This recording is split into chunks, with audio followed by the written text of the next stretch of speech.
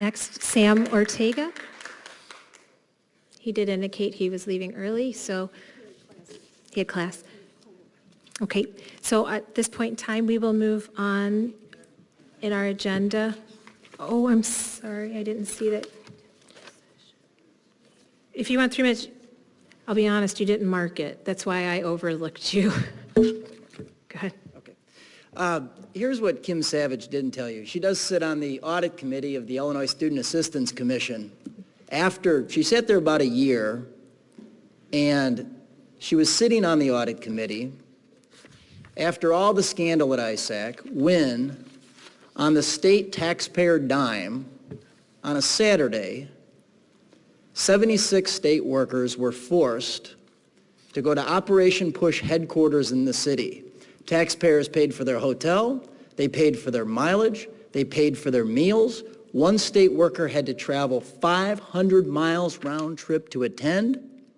When Nancy Pelosi flew in and endorsed Jesse Jackson Jr. for Congress during a contested primary. Here's what Lynn Cepeda didn't tell you this evening. John Valenta's position in his career, he made $1.1 million, and now the position's been eliminated. It wasn't even needed. Here's what Lynn Cepeda didn't tell you. Half. Since 2005, there was approximately 275 transactions for about 320,000 of insider trading between Valenta and his own broadcast technologies. But half of that happened after he was indicted at Elmhurst College and pled guilty to a Class 3 felony and was forced to pay back $11,250 back to the school. The chief of security at Elmhurst says they noticed you.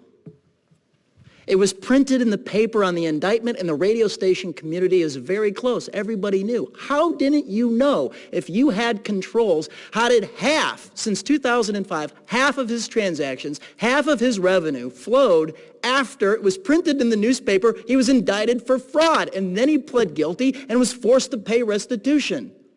That's no accounting control. Nice trying to average things out over 16 years and it's not material. A potential Class X felony is always material in every single audit of government.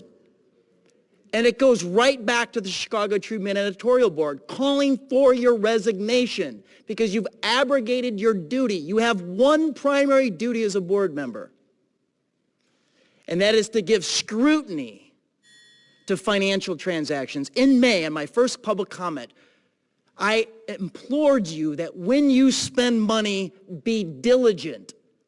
You have violated taxpayer trust on so many levels. Encourage you to give thought to the resignation of what the Chicago Tribune editorial board has advocated.